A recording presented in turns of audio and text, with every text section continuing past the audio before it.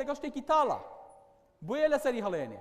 خۆشەویستەکانم، خەلیفە زۆربەی مفەسیرینە فەرموون ئینسان خەلیفەی خوایە، نەخێر. ئینسان خەلیفەی جنۆکەیە لەسەر زەویە، نەخێر. ئینسان خەلیفەی مەلایکەیە لەسەر زەویە، نەخێر.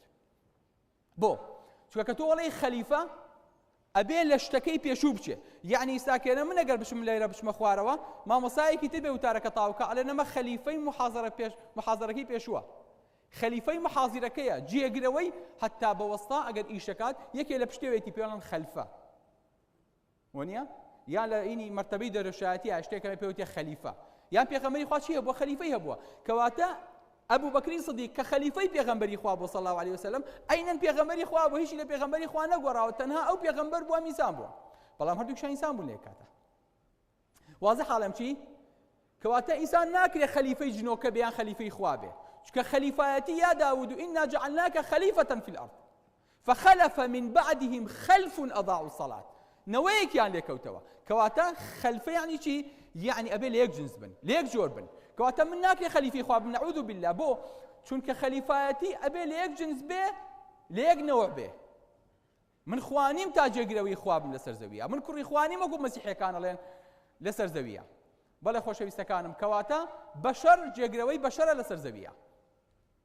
کەواتە خەلیفە یعنی ئەوەی کە بەدوای کەسێکی ترا دێ. خەلەفە ئاخر وقام مقامه، یعنی لە جاتی ئەو دابنیشێ.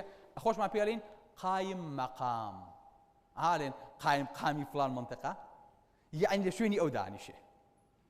یعنی دیارە پێشتر کەسێکی تر هەبووە، یاخود محافزی شارێکەیە، ئەم لە جاتی محافزەکە نوێنەری محافزەکەی لەو شارەیە، لەو شارە بچکۆلەیە، بۆیە پێوتێ قایم مەقام.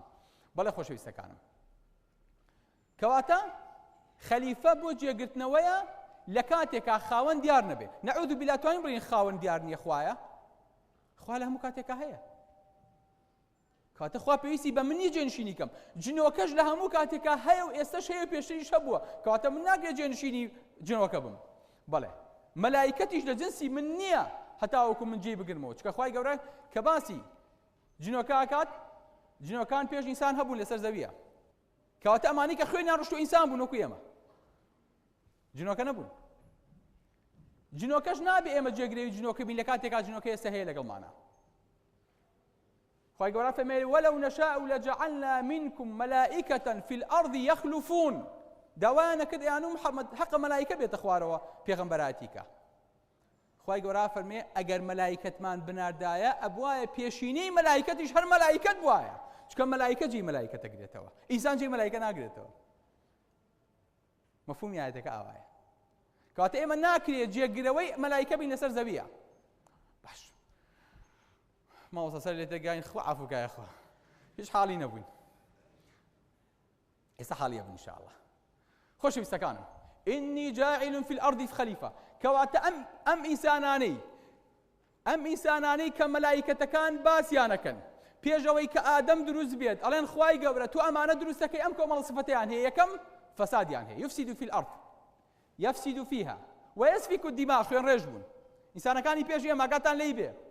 سێم عاقڵ نەبوون وەکو ئادەم و نەوەکانی. چوارەم قسەیان نەزانیوە. پێنجەم نەیانزانیوە ناوی شتەکان بنێن.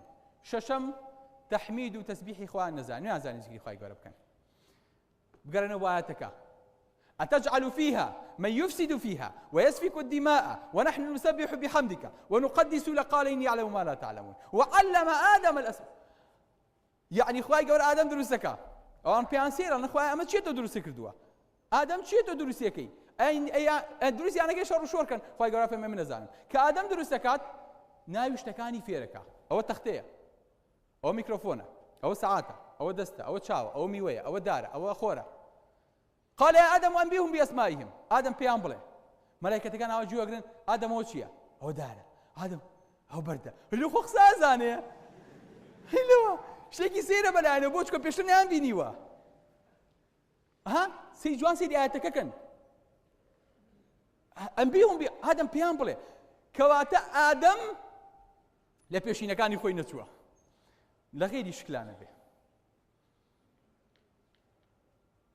تەسبیحاتیشیان نەزانیوە نێ مەلایکەتەکان خوای ئێمە ئەحەقترین بەو جێنشینیە چونکە ئێمە تەسبیحاتی تۆکەین چونکە ئەوانەی پێش ئادەم تەسبیحاتی خۆیان نەزانیوە زیکر و یادی خۆیان نەزانیوە بەس خوێن ڕشتن و پیاوکشتنیان زانیوە ئەو نیە ئینسانەکان لە ئەشکۆتەکان ژیاون خۆشەویستەکانم ئەمە صفەتەکانی ئینسانەکانی پێش ئادەم بووە خوای گەورە فەرمێکی فەرمێ إن الله اصطفى آدم ونوحا وآل إبراهيم وآل عمران على العالمين خوای گەورە چی هەڵبژاردە فەرمێ ئادەمی هەڵبژارد کەواتە ئادەم هەڵبژێراوە ونوحا نوح لەناو قۆمەکەی خۆیان هەڵبژێراوە ئیبراهیم لەناو قۆمەکەی خۆیان هەڵبژێراوە ئالی عیمران لەناو قۆمەکەی خۆیان هەڵبژێراوە ئەی خوای ئادەم لەناو چی هەڵبژارد ئادەم یەک کەس بوو خۆش دروستێ کرد کەواتە ئادەم ئەبێ لەناو کۆمەڵی خەلایقی ترا هەڵبژێر إن الله اصطفى آدم هەڵی بژارد ئیستیفا مامۆستا بەڕێزەکان باشترە زان لە لوغەیە ئیستیفا بۆ هەڵبژاردنی شتێکە لە کۆمەڵێ شت منی ساکەناگە بڵێم کاکە یەکەمی ئەم قاعای هەڵبژێرم یەک کەس دەنیشانەکەم هەر لە ئێوەیە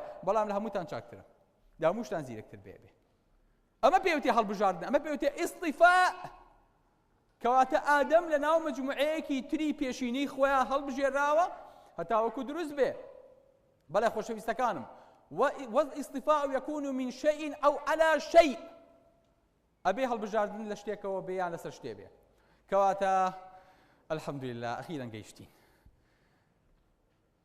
أخيرا جيشتين أواني كلبيش آدم جياون بيانا وتري شبيه آدم ليكشوكاني آدم كواتا أجينا قناعتي كلبيش آدم خلايقي زور هبوا